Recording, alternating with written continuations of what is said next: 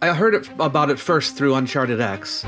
My impression, of course, because it was on his channel, is that the whole reason for this project is to try to establish that there was a lost advanced civilization in the Ice Age. It's confirmation to me, everything we've seen, that there was a higher order process involved here that's not understood. That's not in the record, that's not explainable by what we know about these cultures. There is something missing, I think, definitively, but someone at some point in time had the use of either very high precision instruments and or the use of high precision measurement tools, because these tolerances are not, most of these, the higher tolerances, the highest tolerances are not visible to the naked human eye. And the dotted line is the median of these individual slice root mean square distance values, which means that the median circularity of this vase is 0.004 of an inch, a little bit more. Some things there's a lot of evidence for, and one of those things is the timing of the Great Pyramid, I think. Do you think it's possible that the evidence that is leaning towards that the Egyptians built it, it's more like an evidence that they repaired it or completed it, but they didn't start it maybe?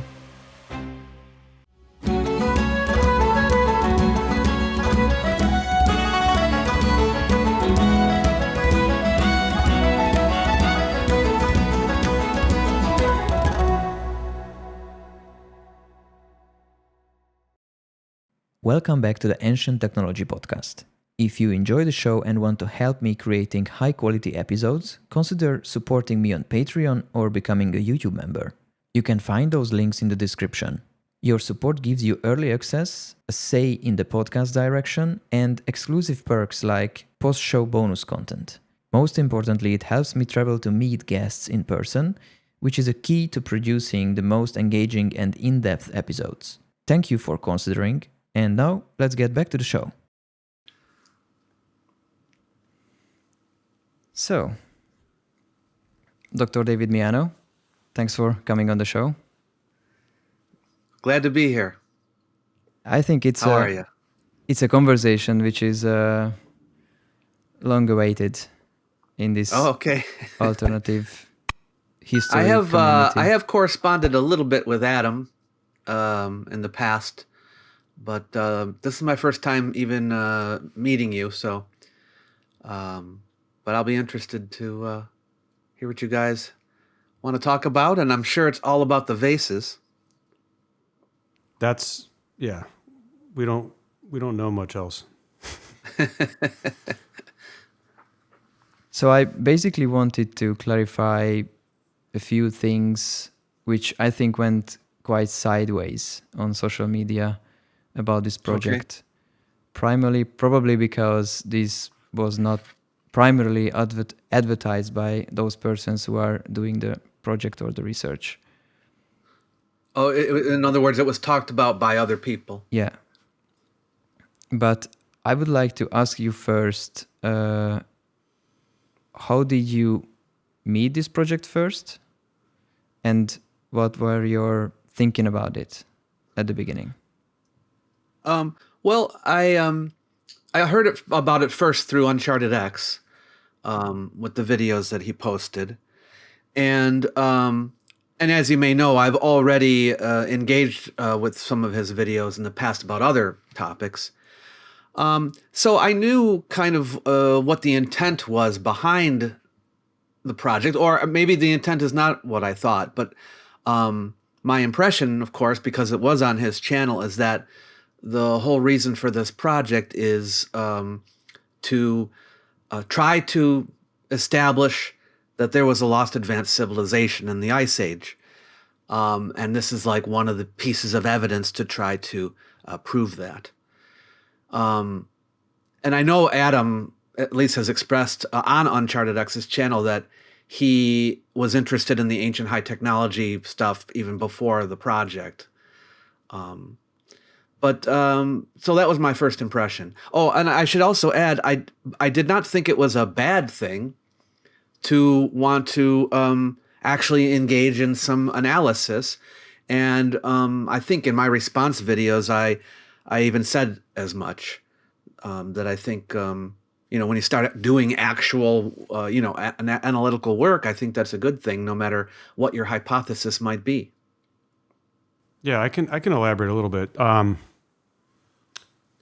didn't set out to do anything with preconceived notions. I was in awe of Egypt, as a lot of people are, I think, and I saw, megalithic works of really just baffling ingenuity, and had been able to go to Egypt over a decade ago and heard or saw some of these vessels and some of these smaller objects firsthand. And I thought to myself, well, that doesn't look like it was bashed with a dolerite pounding stone. And that, I know that's an oversimplification. That's not necessarily the mainstream explanation, at least anymore. But I thought, no one's really done the work on these. No one's analyzed these from a metrology perspective, right? Using like 3D scanning, because that's a new and evolving technology. 10, 11 years ago, there was like one or two, there was very few methods for even doing that. And so that's kind of what kicked it off for me. And as I started doing this work and involving other people have speculated, have offered up their own hypothesis and opinions. That's not necessarily my own, because it was really just me and some other engineers, like a couple of guys at Rolls-Royce and a few other metrologists that were interested. And then meeting Ben and first starting to talk about this online was great, because it got a lot more eyeballs and press to and interest to the project. But anyone's free to kind of say whatever they want. So I'm not a gatekeeper of anything. But maybe we can clarify a few of the methods that we're using and a few of the findings that we've found, and maybe some of our objectives. Yeah, I guess my first question would be, what hypothesis are you testing by doing these measurements? Like, yeah. I think maybe it's fair to say we haven't gotten to the stage where we've put forth a hypothesis that we're then trying to disprove. Right now, we're primarily in the data capture stage, right? So we don't have, I would say we have a statistically significant sample size, but it's not enormous. We haven't scanned thousands of these vessels. We're probably at like 100. And so that's going to take time. I think once we get to the point where we have, a full library, which covers all the different traditionally ascribed time periods, all the different major materials, then I think we can put forth a hypothesis, which might have something to do with the nature and the manner in which these were made, and then attempt to disprove or refute that.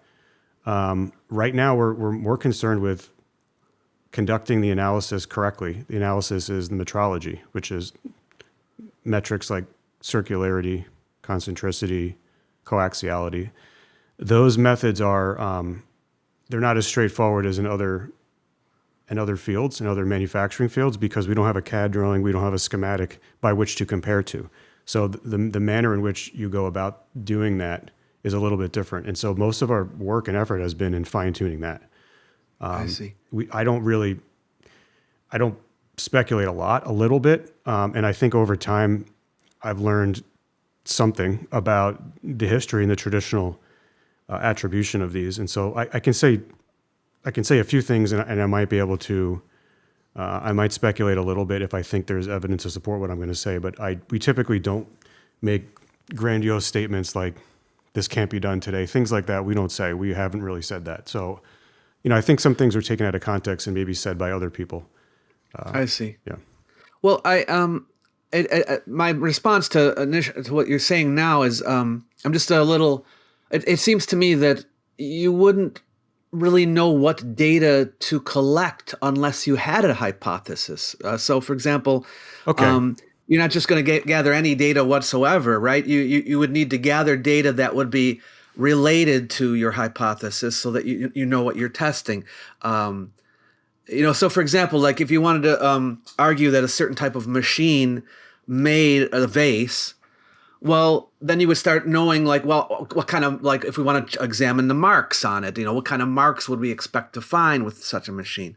Or, if you're taking measurements, what is the purpose of taking those measurements? You must be a reason for it, or else you're just measuring the size of something, right? You're just finding out how big it is. Yeah, we're not interested in scanning handmade pottery, and I think the hypothesis would be, in clear, simplistic terminology, the manner in which some of these were made is probably not known. And, how could we try to figure this out a little bit? Well, we need the data capture needs to be granular enough to look for, digitally, to look for evidence of tool marks, evidence that some of these were turned, with a fixed axis spindle, which is generally not the traditionally accepted method. And it does appear that some of them were. And so probably I would be among those who would be inclined to think that it was turned on some kind of spinning mechanism. I think most archaeologists are receptive to that idea. If you want to just use the word lathe for simplicity. Yeah, lathe. Most of them I've heard say, yeah, maybe they did have a lathe. Well, that never really was regarded. I don't think the emphasis has been on trying to figure out exactly how these were made, because there are hieroglyphs and other examples of how the alabaster vases were made, and that's kind of been pushed into the other rocks.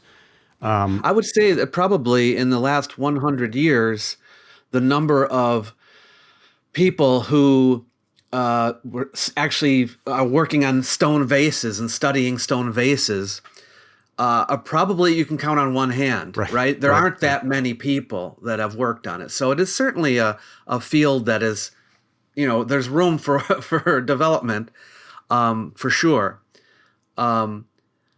Yeah, so I mean, I as I said, I think it's a worthy enterprise to study them more. But I just think there needs to be some direction.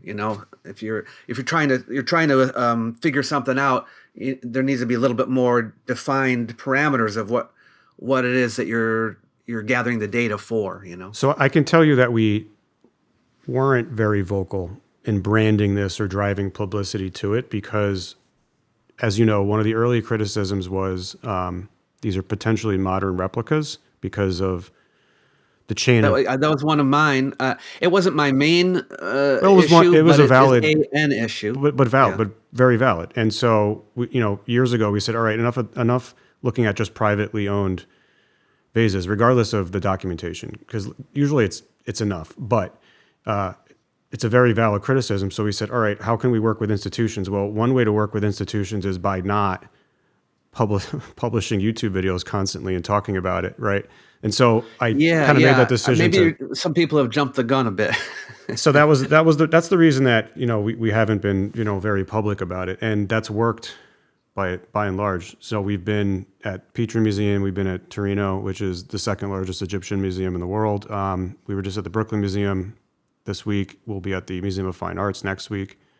We're hoping to get into the Louvre and then Cairo eventually. So that's because we're not out there speculating and saying crazy things. So that's one, pretty important driver.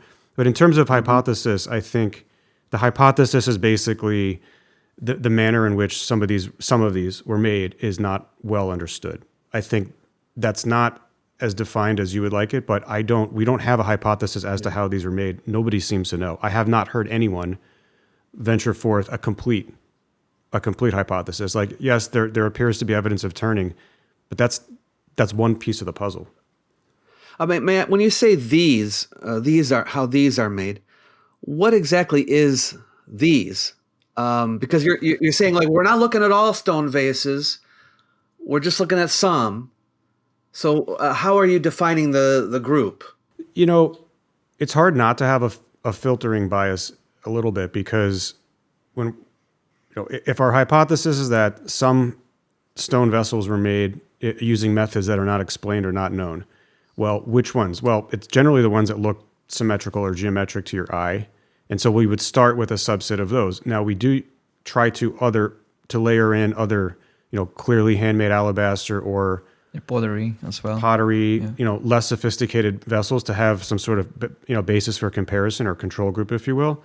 But ultimately we want to show that there are a lot of these special high precision vases that were made at some point in time, and have a data set that focuses on those primarily. The other ones are interesting, but not as interesting. They primarily serve as a reference point.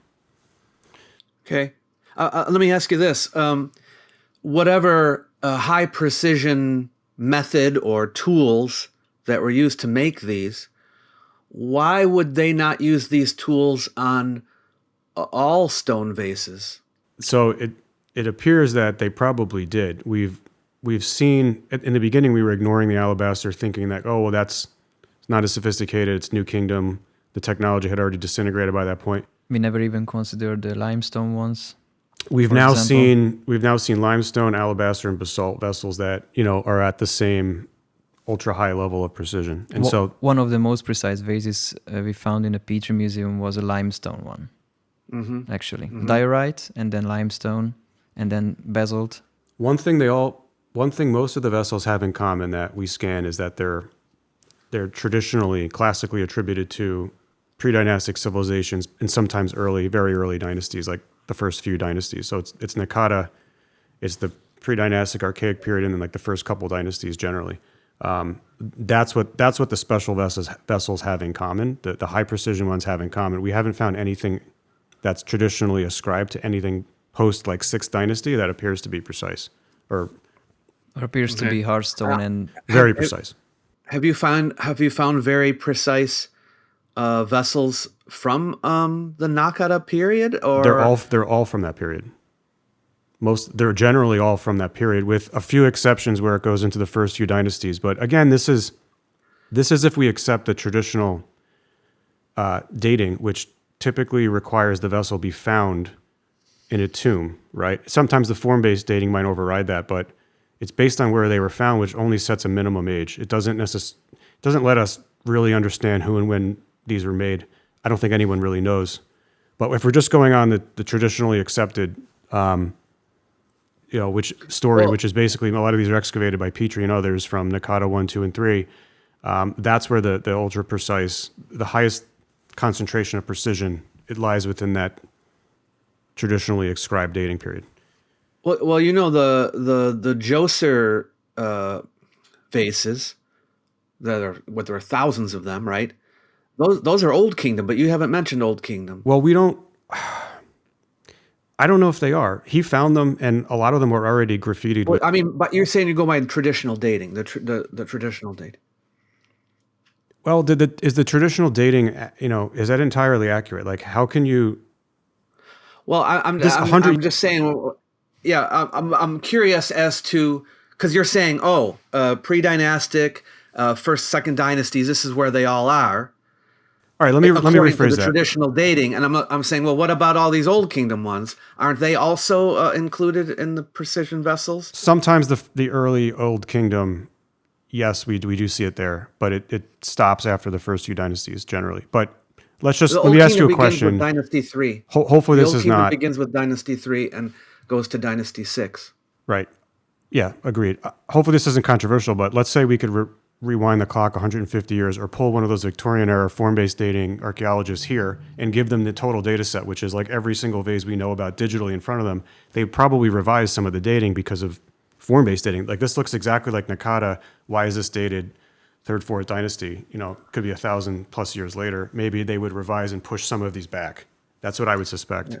Well, keep in mind that already they do this through typology. So not measurements, but they do it through typology, right? The style of the vase, right? Yeah, what it looks like, and date this way. Now, if you bring in the measurements, they're not going to date only by the measurements. They're going to, if it's a part of the typology, they'll add it to the typology. I don't know if it will, how much it will change everything, but. It would be jumping the gun for you to say, "Oh, these are mostly pre-dynastic," because you haven't yet decided how old they are, right? So for now, you have to just go with what the traditional date is, and later you can. We're not trying to establish a dating mechanism. I'm not saying these are made during the last ice age. That's possible, but I don't know how we would go about proving that. I think so far we can use minimums, right? So if a highly precise, let's just say like red granite vessel was traditionally dated to Nakata because it was found there. So 4,000 to 3,500, let's just say Nakata 2, right? For argument's sake. And if a similar one was then ascribed to 6th dynasty, it doesn't matter. We're not interested in arguing the dating of the 6th dynasty one. Maybe it is older and that dynasty found it and repurposed it, but it doesn't matter. The point is someone was capable of doing this work long before the dynastic Egyptians. I think that's the point. And that culture, that Nakata culture, we don't know much about them, but what we do know is that they didn't have this sort of capability. Now, maybe that's because all we have is very poor records, and we don't understand their culture well enough. So they could have made most of these. They could have had high levels of technology that were then passed through or inherited by the Old Kingdom. I don't know. The reason why I'm just getting into this is because my understanding is that the vessels generally get better in quality as you go into the Old Kingdom, not worse. You mean as you go forward in time? Right. And in other words, the early Old Kingdom, 3rd and 4th dynasties, has the best stuff, the most refined, and I would expect more precise, at least by percentage-wise, right? Like the general quality goes up with time, and then after the Old Kingdom goes into decline, then also the vessels go into decline. But from the pre-dynastic up until the Old Kingdom, the general understanding among archaeologists is that the stone vases improve in quality. Well, but if you're finding something different, how could they know that if they've never actually measured them? Because some imperfections are visible to, well, a lot of imperfections are visible to the human eye, right? And so the quality goes up. We're talking about visual inspection now, not the measuring to the 1,000th of an inch or something like that, but just the general view of it, of looking at it with your eye, that it looks better. It looks more precise as you go further in time, and also they get more beautiful as well. These are pretty. That's from a visual perspective. Very subjective. I think it could be true what you're saying. There's no way to know without a massive sample size, without the entire universe in front of our hands to see what percentage of high precision ones exist or even traditionally ascribed to exist. But I can say that the highest you're not level really taking of precision, a percentage though, right? At this point, you're not getting a percentage. There's no way. You're selecting out the best ones. No, I'm looking assuming at, you're selecting them because we're not, of how they look to your eye. No, we're not. We're looking for pre-dynastic stone vessels in general. If there's 50 and we only have to pick 25, we'll take a random sample size, but we don't. It's not like we have thousands to choose from. Like one museum might have 10, right? So we'll scan all 10. And so when we were in. Okay. Oh, I got the wrong impression. Earlier, you had said something like, "We're not going to do them all. We're just picking out the ones that we think are precise." Not really. We are capturing damaged ones. We are actually also very damaged ones, half broken ones sometimes, or pot shards or stone vase shards as well. Yeah, at Petrie, we looked at every hard stone vessel that was in good quality shape, where we could get spherical measurements, right? Okay. And there was 20 something of those. They were mostly dated old. There was a few Middle and New Kingdom. And the materials ranged everything from basalt and limestone to granite. And not all the hard stone vessels were found to be very precise. Even some of the ones that looked good were not quite as good as the others. The only point I want to make is that Nakata, the highest quality existed in Nakata. I don't think we have enough data to say were more of the vessels in the Old Kingdom or more in Nakata. I don't know in terms of the precision quality, but the highest level of precision certainly existed during Nakata. And that's thousands of years before the dynastic Egyptians. And I think that's the point, because that culture was, as far as we know, primitive. And sometimes by visual inspection, it's very hard to determine if it's precise or not, because these patterns of granite and other stones are kind of camouflaging the little dents and geometrical imperfections. For example, when we scanned the Petri vases, the ones I thought might be the most precise turned out to be less than I thought. So it's tricky to visually inspect these vases. Now you had said something earlier about, and I didn't know about this. I think it would be great if you were about analyzing the tool marks. Maybe a microscopic analysis or something that would be able to determine what kind of tool might have made a mark on We the have vase. a machinist expert with us.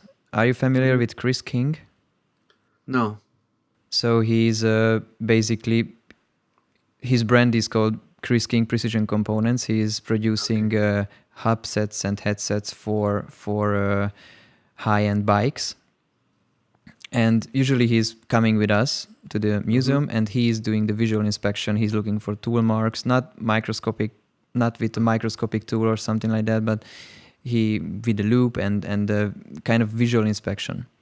Okay. And he found a lot of interesting tool marks. Even when we were in Saqqara under the step pyramid, he found a fragment which represents turning marks explicitly. Oh, you can see the turning marks on the stone. Yeah, he's found dozens of examples of turning marks where even if it's you're hand polishing something that's spinning and as you're moving that, it's leaving evidence, it's leaving witness marks of that action. Great. That shows it was definitely the object was rotating. I also add maybe in some future point you could look for residue to see what the cutting tool was made out of. If you're talking about like electron microscopes and the deployment of that, EDS or something is called, or something. we know some people that are going to use that. I think one thing at a time is probably a good approach, but we will eventually turn our eyes to the surface level examination, try to find residue like the Metropolitan Museum of Art has done in the past, finding corundum, right, aluminum oxide. Those sorts of studies are extremely valuable. I think we will get there. Right now, we really want to just show that, listen, there's a lot of these things, and this is what they look like, and establish some basis for relative comparison. Like, what does the upper tier look like? What does tier B look like? What does pottery typically look like? What are these types of, maybe based on form and material and group that made them? Like, what would we expect? What's the range that we typically expect on these? Yeah. But you can do a statistical analysis like that, right? You could have not statistical measurements based on the actual circularity, based on the metrology. Before we get to the statistics, actually just figuring out what's the range of expectation we would normally expect to see on these. For example, was the median circularity? Yeah. That's what I was thinking. But I mean, you could have like, okay, if this was handmade, what kind of tolerances would we get? Yes. And if this was not made by hand, what kind of tolerances would we get? And then you could put in your dots into the, of the measurements and see where they cluster, right? Oh, do they cluster over here or do they cluster over here? I would be careful and not say if we think we know something is handmade or not. And there's a very good reason for that. And that is, think about like an old pre-electricity sewing machine. Is that a handmade dress? That the machine can't do the action without the human. Yeah. Right. So a pottery wheel relies on your feet. Different types of pottery wheels, I know, but the type that you would spin the flywheel with your feet, right? Yeah. Is that handmade pottery? All right, it's a machine, right? But you're using a tool. It's hand-guided not electric, machine. Yeah. but It's a hand-guided machine. machine. I think even on most, I think most that we've seen, the highest precision vases have evidence of hand tool marks on all of them in certain areas. So like cleanup, fixing, a little hand touching near the lug handles because they couldn't reach close enough, little striations from polishing. We see evidence that a human hand touched, I think, every one of these that we've seen, but that's very different from someone, pounding it or striking the piece as it's fixed in place. The use of a lathe, is that a machine? Does that mean it's not handmade because a human's using a lathe? And I think I see what you're saying. It's a spectrum. It's not binary, and these are all potentially hybrid processes, right? Yeah. I have a question about what you found on the vases. Is the circularity, I guess is the word I'm looking for, between the handles as precise as the area that's not between the handles? Depends on the vase. I can show you a few plots actually. Okay. I have them open. In some cases, the answer is yes, and in some cases, the answer is it's different. It's still impressive, but not the same as immediately above and below. Yeah, my guess on that would be that if it was turned on a lathe, that it would have been they would have done everything except that one. There'd basically be that where the handles are a rim. What would you call it? Like a lip going around, and then that part you'd have to do by hand. But maybe you could match it with polishing to get it smooth enough where it would kind of match with the rest of the vase. Right. So here, can you see the screen? Yeah, I can. So, for example, this is a bezeled piece. Mm-hmm. And on the left upper plot, you can see the data points, actually, a subset of the data points.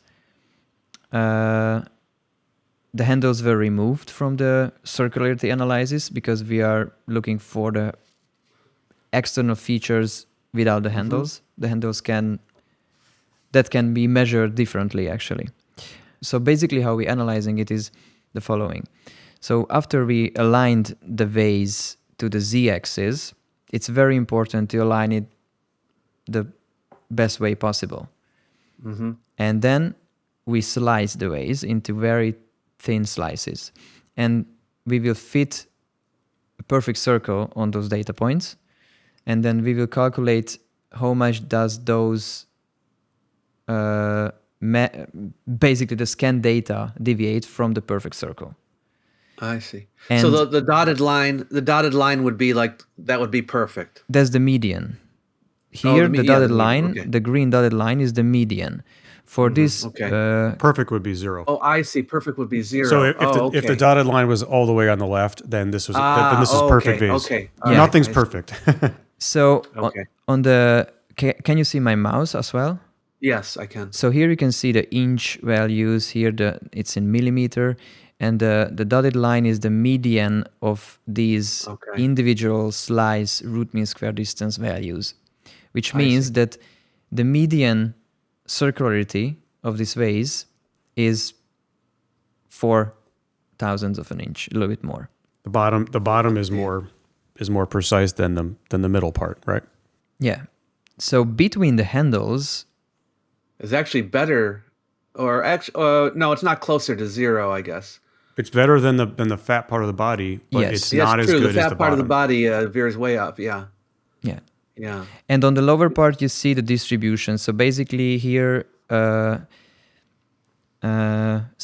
you can see the median here, like 50% of the data represents the 100 micron. So there are a few outliers probably, because the scanner can also produce noise. It's not 100% representation of the data, but the scanner we are working with is capable of capturing the objects with 20 micron accuracy. So so the captured data will be worst case 20 micron close to the real object. I see. Interesting. Yeah. Now, do you think it's possible if they had a lathe and it was stable, it didn't wobble, it was very stable, didn't move, except going around, and you have say a stone cutting tool that also does not move, it's also stable, could you achieve these tolerances? According to Chris King, who is a machinist expert, yes, these are doable with a sophisticated spindle. Sophistication in terms of like rigidness and precision, but it does not require metal. This could be done. This could be done with abrasive grinding techniques. What about speed? Does it how fast? Could it? Well, it depends on. Could it? You do power it with your foot? Would that be fast enough? You would probably not. You'd probably need. Well, you need a flywheel to. You also want consistent speed, right? You don't want like stopping and starting and all that. So, but that's not. I don't. That's not rocket science. It's very far from requiring very elaborate machine shops, but you probably You are don't need talking a about a CNC machine that's capable of imparting this rigid circularity on another object. So could this apparatus be made out of wood and stone? I think the answer is probably. Yeah. And that would explain why nothing survives, right? So you don't agree with some certain people who say, oh, you might need a computer to do it. No. Okay. You would definitely not need a computer to achieve this level of circularity. Yeah. Have you found any two vases that are identical? In what terms? Yeah, what do you mean by Like I'm looking for signs of mass production where you can churn out the exact same vase in large numbers. Not really. I would say no two pieces of stone are identical, and I can only think of a few vases that are almost identical in terms of form. A few. I've seen a few that are like very close, yes. Mm-hmm. But we have seen repeatable designs, so like a scalar blow up or shrinkage of an exact same shape, just everything scaled up by coefficients effectively, right? But I mean, the whole thing exactly scaled up? Like, basically exactly scaled up or down. I see a lot of compelling evidence for that, but that's like still not. If we took the image of each one and superimpose them over the top and enlarged one, it would fit perfectly into the other one? Yeah, we've seen a few like that. That doesn't imply mass production, though. Yeah. And the fact that we see evidence of the human touch on these means that, what does mass production mean? Were these stamped using a computer-guided, assembly line? I don't think so. But was there a form for the process? Yeah. Was there a template that was used? Yeah. Probably that could have guided the way. Maybe if it was somebody like almost like holding a chop saw and was like guiding it, there could have been. You could have physical templates that would guide it, right? There's a tool called Pantograph, which is capable of doing this scaling up and down. Basically, it's a set of levers which you can use even in 3D. It's possible to use it. They use it today in 2D for, scaling basically. But if you use an extra axis or lever system, then you can do it in 3D. So you can basically scale up and down. And one thing we were talking about, that if you do your model in a very huge scale, and then during production, you scale it down, those tolerances and errors will be shrinked massively. Oh, yeah. Mm-hmm. So that's another option how we can reduce errors or increase tolerances.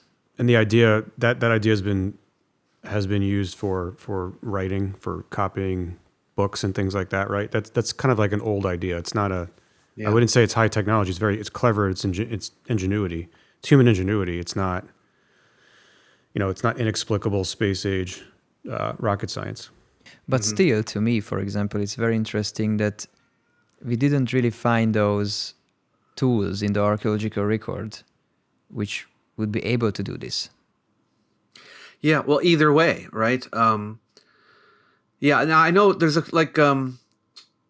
some people who specialize in tools, like Martin Adler. I don't know if you know him. I'm trying to schedule an interview with him for a long time. Oh, now. yeah. But there's many objects that look like they were made with tools that have not yet been found, right? So maybe we'll find some. It would be great if we did, or we find the tomb of a tool maker or something, Could be the tool is simple. It's the process is complex. We don't really know, right? Right. Yeah, that's another thing. We might have a decent idea of the level of technology that the Egyptians had, but the methods, I was just I saw a video about how there are trains that were made in the 1800s that we don't know how they made today. And there are guys that are working on trying to figure out how they made those trains, because the technology's lost. The methods, lost ancient technology, and the skills are lost. You need 2 generations to forget something, basically. I think this kind of to bring it home, it's really, for me, it's just understanding that these are found before Egypt as we know it, as we think we know it.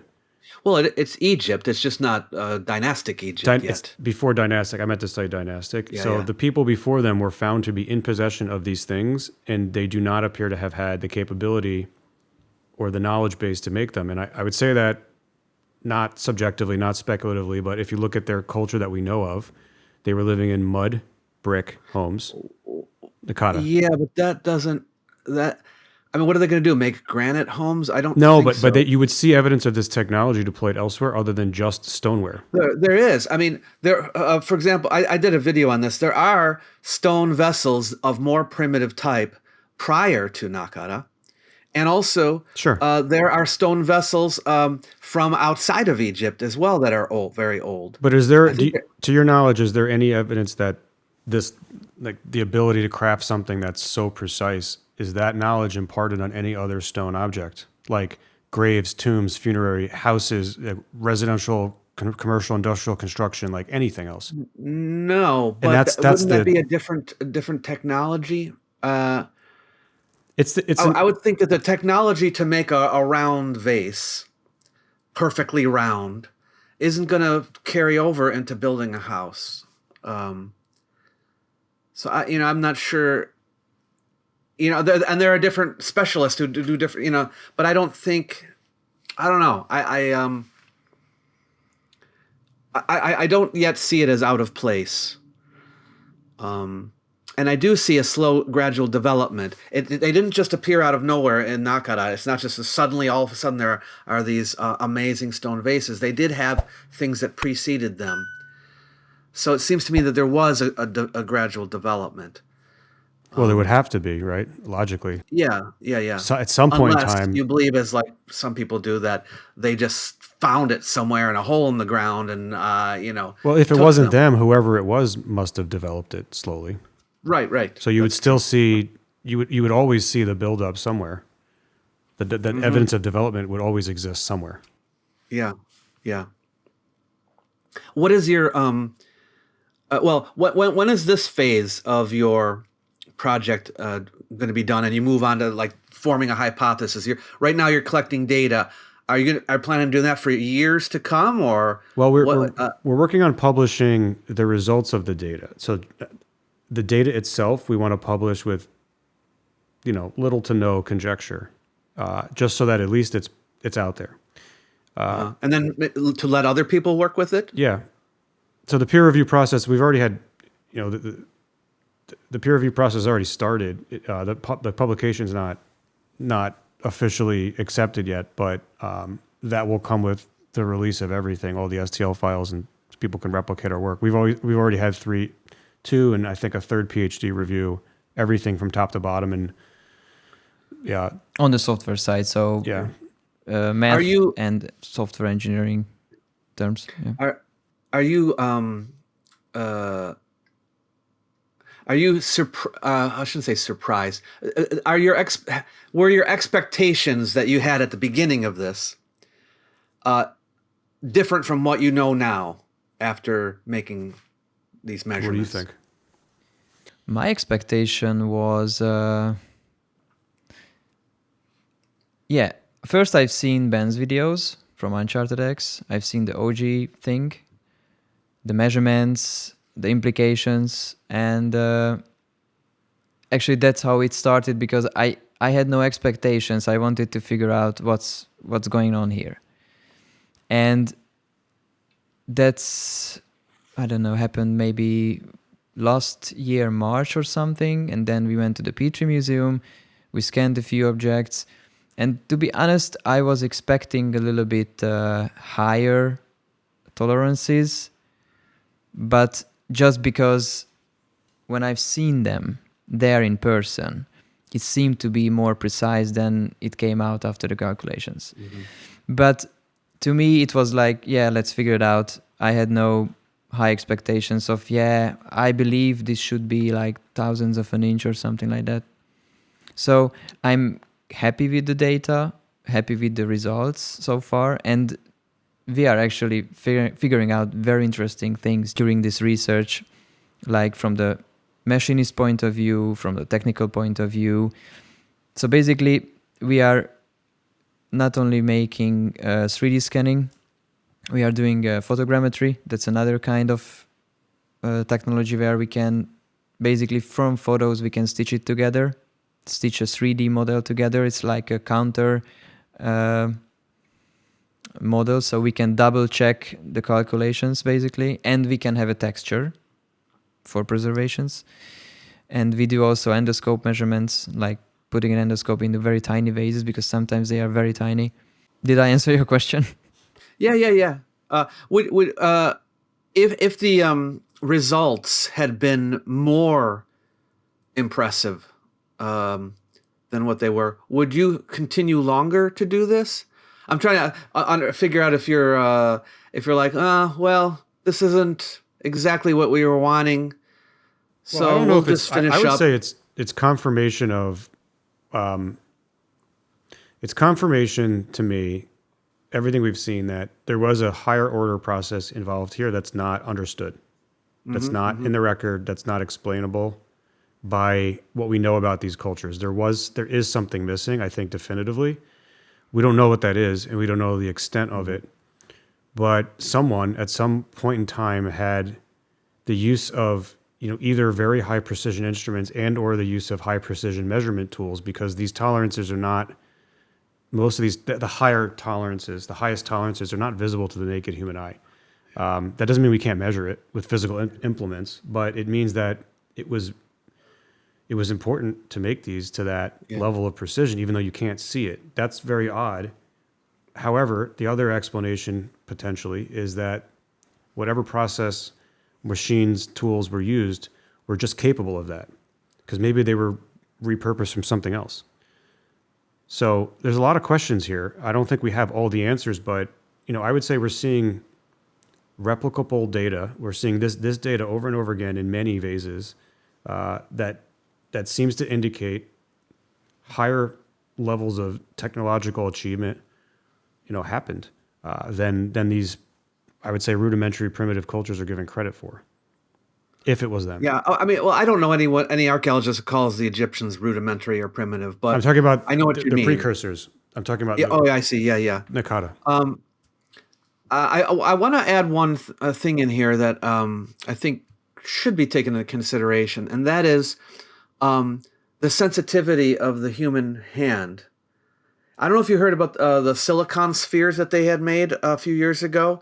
They're supposed to be perfectly round silicon spheres, and they did have a machine create them, but it wasn't good enough. And there was a guy, I forget the guy's name now, but he felt with his fingers for any imperfections on these spheres. It's like Chris and Gaines. that's how they knew that they had to correct them even more. Yeah. But his fingers could feel things that you can't see. Yeah. Right? You could feel the imperfections, but you could not see the imperfections. And I wonder if maybe artisans in the past also used their fingers to be able to detect slight inconsistencies or whatever. I got to polish a little bit more here. Probably, yeah, for sure. Like that. So just a thought. I would agree with that. The more we talk about this, the more we need to think about a culture that has excess in production to be able to afford this. Nakata had some of it. They were making beer, right? They had copper, or they were found to be in possession of copper. I don't know if they traded for it or smelted it themselves, but they had some excess. It wasn't super primitive, but they didn't seem to have industrialized machine shops. Well, yeah. And in Nakata 3, they've already got a state, what? which is a complex society. They've got a state. Oh, yeah. By Nakata 3. So, they were moving along. And they were also good sailors. Yeah. On the river anyway. But they did get out in the Mediterranean too. Oh, sure. So, yeah. And I think we also today, we're so used to technology making things easier for us. We can't imagine someone spending like a whole year working on something. You know what I mean? They're like, oh, come on, that's a waste of time. But back in those days, they had a little bit more, they're more patient about those things. Or, I've long suspected it didn't take that long. If they're using very productive and efficient lathes, as they got better at it, it would be faster. This could have been weeks, days, months. I think the story about this taking years, it doesn't make sense if the Egyptians also made these, because Imhotep and Djoser throwing so many underground. Yeah, no, I think maybe I was exaggerating a little bit, but a vase probably did not take a year. Yeah, a sarcophagus would have taken a few years, I think, but the vase, no. Yeah. Can I ask you, what do you think about the recent appearance of Zahi Hawass? Well, I think Zahi, there are two things, okay? Pro and con here. One, I think he went in without any preparation whatsoever. He thought, I've been talking about this for years. It's no problem. I think Joe gave him the impression that it was going to be relaxed. We're just going to sit down and have a chat. And so I don't think he was like prepared to answer every question. He was just doing it off the top of his head. But I think that did a disservice to him. And he thought, well, I'll just tell him to read my book. They can find out the answers there. Because he probably can't even remember, a lot of the details, because, he is getting old. And, when you write something years previously, you're going to remember every detail? No. So, and I think that did not make him look good, because he wasn't all that prepared. But he probably didn't know. But the other thing is, from Joe's side, I'm trying to think of why he had Zahi Hawass on. And maybe he kind of wanted that result. I'm not sure. But he said some very negative things about Zahi in many different podcasts throughout the years. Did Zahi know this going in? Maybe not. Maybe he didn't know what Joe's intentions were. But I think I think many of Joe's questions were legitimate and honest, but I also didn't think he was hoping that Zahi would come across that well. I don't know. I didn't get the impression that Joe liked him very much. I got the impression that Joe was hoping for more of a spirited debate. Yeah, maybe. Maybe he thought it would go a little differently. But Zahi got things wrong. Yeah, and he also he doesn't seem to care about anything that's not in his field, Yeah. I know a lot of people in archaeology and history and a lot in academics are very specialized. They know about their topic, right? And they don't know a lot about the broader context. And this is why I think it's important to become kind of like I've tried to become a generalist. I want to know what was going on everywhere, at the same time, get a much broader view. And yeah, that means I can't be as deep as some people get into a certain subject, but I think breadth is just as important as depth, So anyway, yeah. I noticed this happens. Remember what the debate that Graham Hancock was going to have with Zahi Hawass a few years ago, and it didn't happen because Zahi got offended. But after the debate, well, they didn't have the debate, but at the end, some people in the audience were asking him about Göbekli Tepe, and he didn't know much about it, right? Now, I understood where he was coming from. He's like, what does that have to do with Egypt? It has nothing to do with Egypt whatsoever. And it really doesn't. But he didn't know that there are people who believe there is a connection between Göbekli Tepe and like the Sphinx or something like that, that there are theories out there. He had no idea about any of that. So I understood where he's coming from. Like, I don't do that area. I do Egypt, I think that's what bothers people, and it fuels the fire a bit. Mm-hmm. Because I don't think it should be controversial to just say, we don't know everything. Yeah, things could be a lot older. We don't have the data anymore. We don't have the knowledge going back that far. And who's to say that this date isn't off by 500 years or thousands of years? It could be. And I think people don't like it when they hear, no, we know everything. And it's like, well, You've Well, known no everything one since says we 18. know everything. I think I'm going to bring you back attitude- just the a little bit attitude into the might middle here. imply I would that. just say that there are many things we don't know, and acknowledge that we don't know. For some reason, people think that archaeologists and historians are like, they think they know it all. They never say they know it all. In fact, if you read their papers and everything, they're constantly saying, we don't know this, we don't know that. There's lots of open questions. However, there are some things that we're fairly sure about because of XYZ, including the dating of many things. And then people think, oh, they're know-it-alls. They think they know when this was and all that. But that's only because there is good evidence for some things. And for the date of some things, I think, like, for example, the date of the Great Pyramid, I think there's a lot of converging lines of evidence exactly how old it is. Not exactly, but generally how old it is. That to say, oh, it's thousands of years older, I just seems highly implausible. Yeah. I guess we don't have to get into it, but I would say I've heard a lot of anecdotal evidence represented as something that's not just anecdotal. Like I haven't really seen any, I would say, definitive evidence that to suggest the dynastic Egyptians built that pyramid or the Great Pyramid and when. I think it's, well, we know about this workers' village and we know about this and that. But that's not evidence. That's not enough. It's evidence. It's not proof, but it's not evidence. proof. Okay, sure. So to say we know it, we're not willing to question it. But there's many things that come together, right? Any one of those pieces of evidence isn't enough. But when you have like a whole bunch of pieces of evidence that kind of point to the same time, then you've got a stronger case, you know, including the dating of the mortar, you know, which is beneath the casing of the pyramid. And the casing wasn't taken off the pyramid until more recently.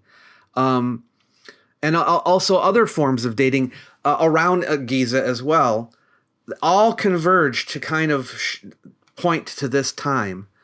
So in order to overthrow that, I mean, I'm not saying it's impossible to overthrow it, but in order to overthrow it, you'd have to have a lot of evidence to the contrary, right?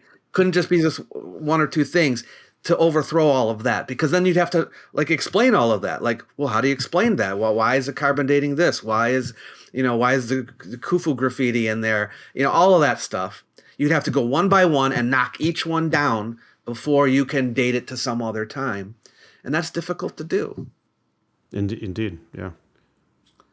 But I just want to say, with archaeology or history, it's not like math. It's not like you have, you just work the numbers and you get an answer. It's more like you look at all the evidence and then you go with the explanation that best fits all of the evidence until there's a better explanation that comes along, right? And until a better explanation comes along, you go with what fits all the evidence the best. And that's how the consensus is usually formed. But that's the best you can do, and some things are more in line with, some ideas have less evidence to support them than other ideas. Absolutely, no doubt about that. And there are some things that we have no evidence for, and it's, the answers are up in the air. But some things there's a lot of evidence for. And one of those things is the timing of the Great Pyramid, I think.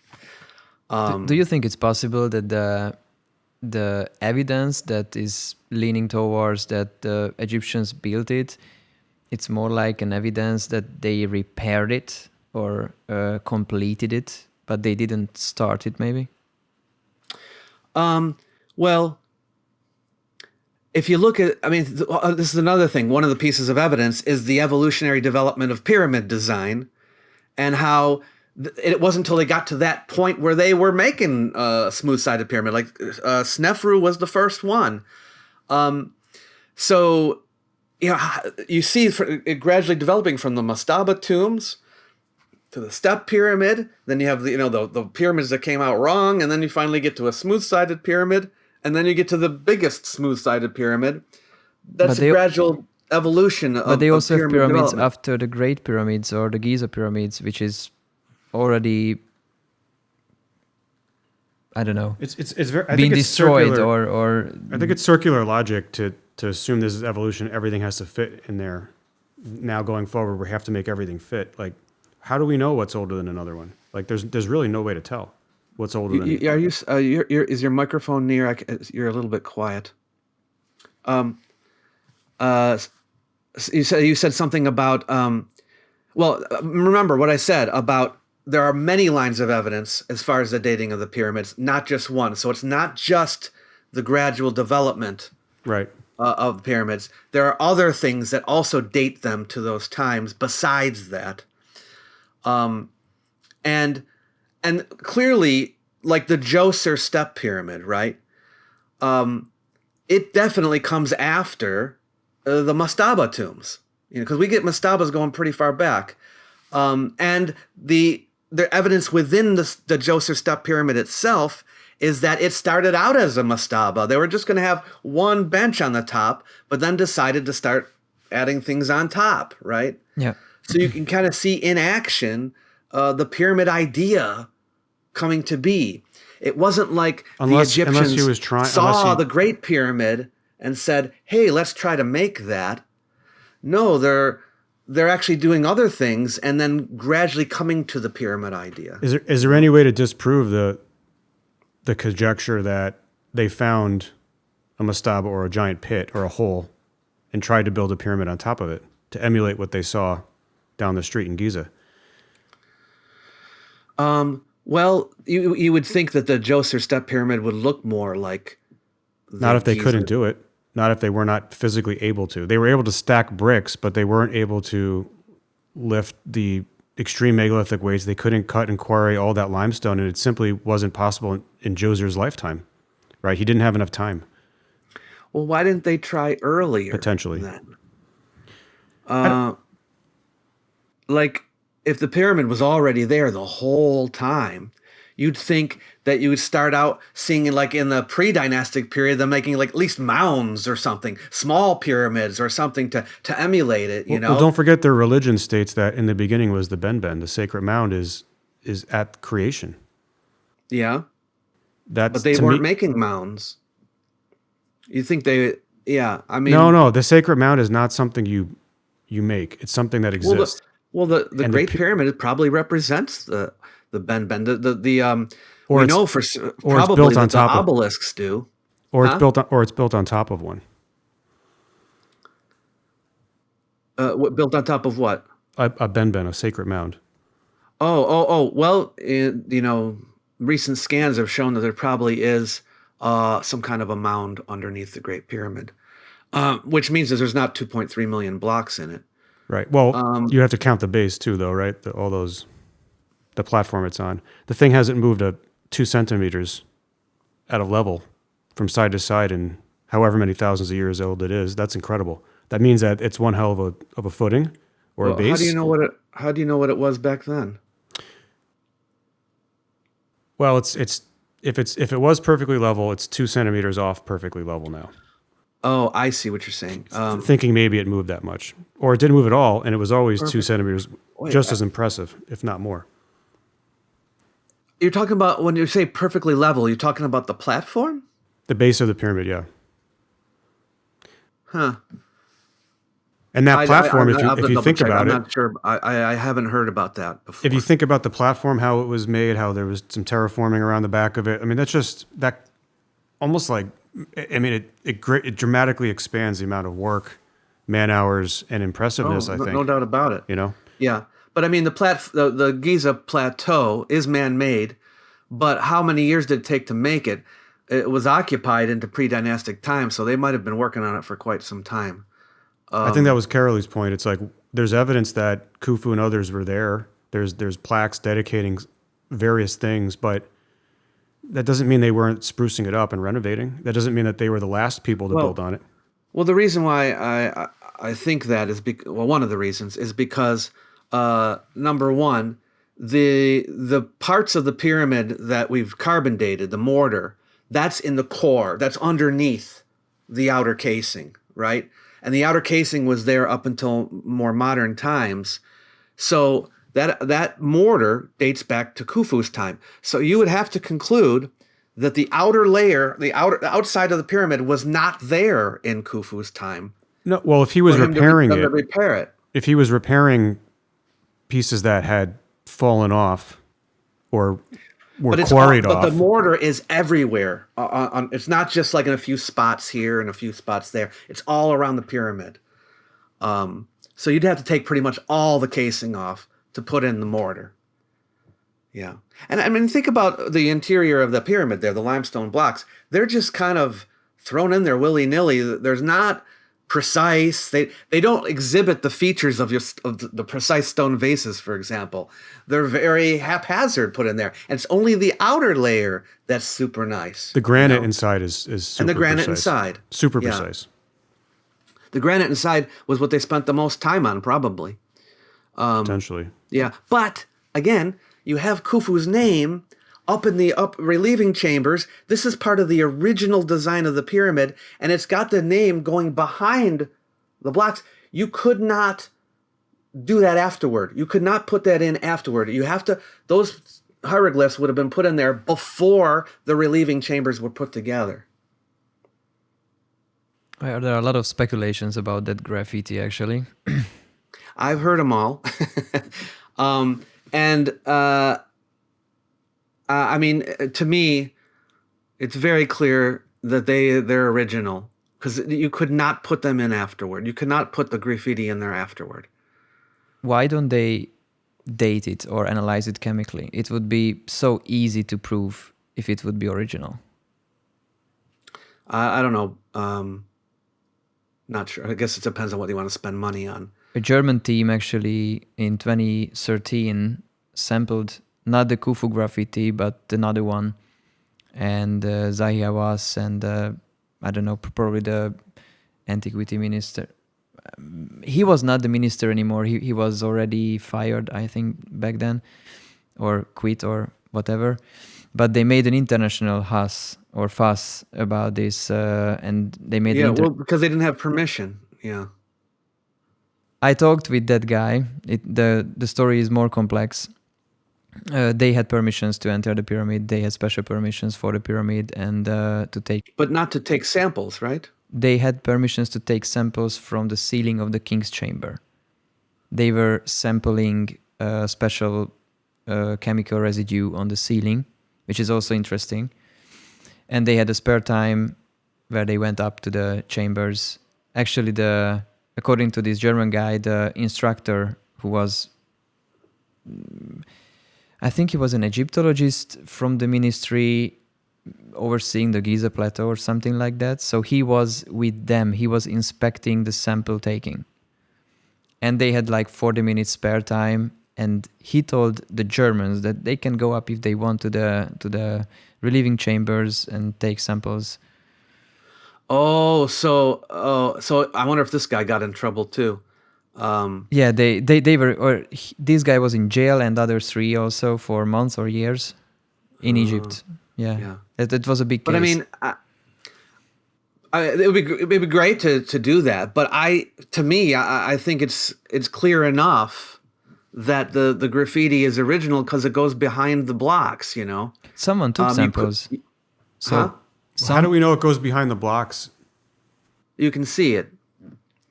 But I mean, the only way you would know that if you went in there, which is interesting because Graham Hancock went in there and he was shown it, and at the time he agreed, you know what, these are original, they were there. But more recently, he's kind of, I think because it's become popular to question it again, he's being less sure of it now. But back then when they showed him, he was convinced. But don't you think that maybe Howard Weiss could paint it like that way? So it's Howard Weiss was the person who... yeah, he couldn't have. Well, first of all, it was physically impossible to do it, but also he didn't know the proper way to write Khufu's name. And that was found out a few years later. So, yeah. And what would be the point? To make himself famous. No. With a new discovery. And also, these are in line with characteristic workers' marks, you know, that are actually all over the place. but not in the pyramids, not in any other areas, right? Oh, there's some in Snefru's pyramid too. And they have dates on them. But anyway, I would love to go up there and get some video or photos myself. But I think because then you have to get into conspiracy territory, like, oh, the Egyptian authorities know that it's a forgery, but they don't want to admit it, and so they won't let anyone take any samples. Now you're a conspiracist, So the Germans did sample it. I mean, another graffiti, according to them, not the Khufu graffiti, but there are several inscriptions in the chamber. And at the end of the story was that they had to provide the samples back. So they couldn't test it in the lab. So Zahi Hawass made it impossible to analyze it basically anywhere, not in Egypt, not even in Germany. And no one knows what were the results. And I was just wondering why no one sampled it or tested it. And there are three sample marks on this Khufu graffiti. You can see with your naked human eye that someone sampled it, but there is no public information about the results. Wait. So you're saying that before these German guys, there was samples taken? Yes.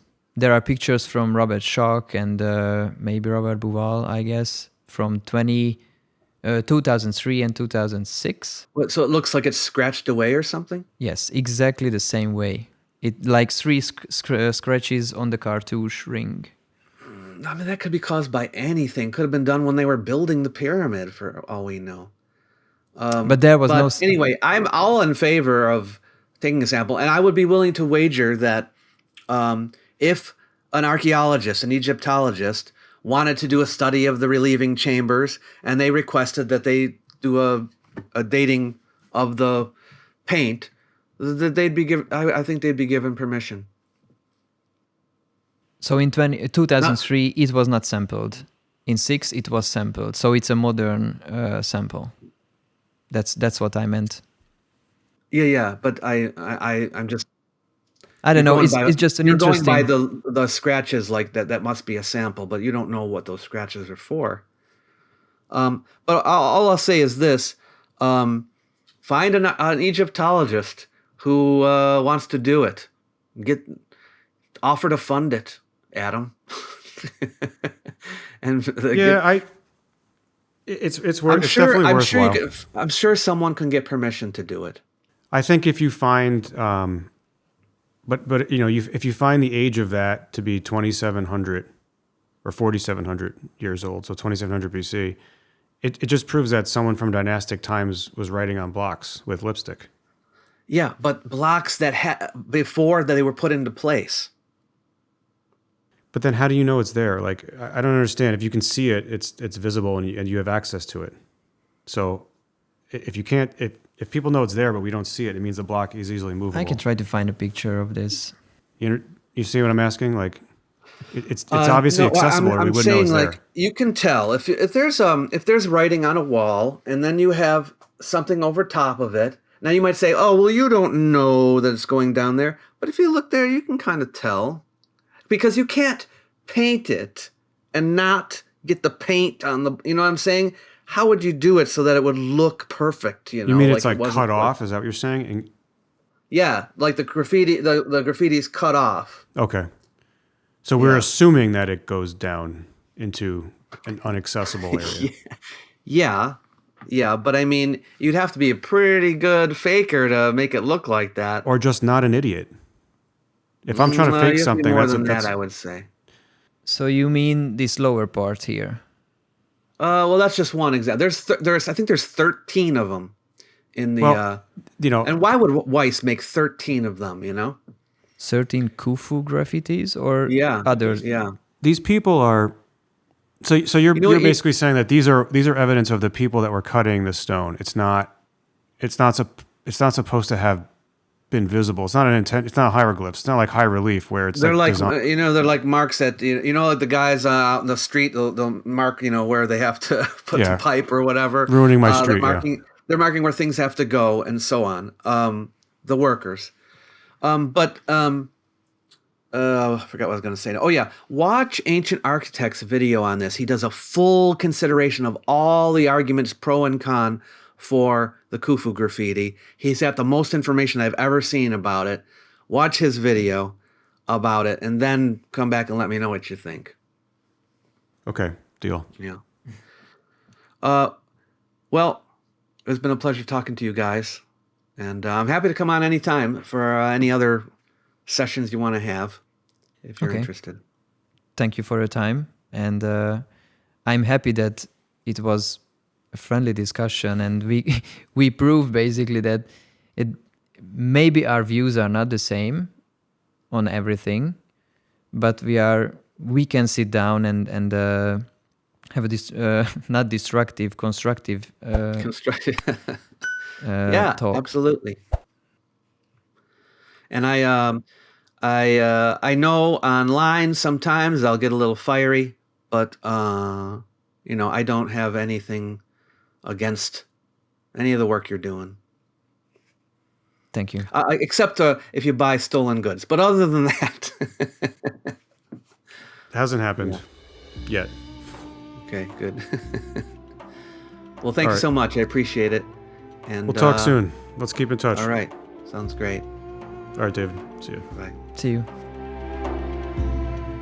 A massive thank you to my incredible supporters: Aniko, Anton Hanzelik, Dave Varabiov, Johannes Meyer, Lutz Hake, Uncle Chucky, Sarah Cox, Vasana, and Trin. Your generosity fuels this journey into ancient technology, keeping this show alive and pushing my research further than ever. As the ancient Egyptians would say, Ankh Vejaseneb.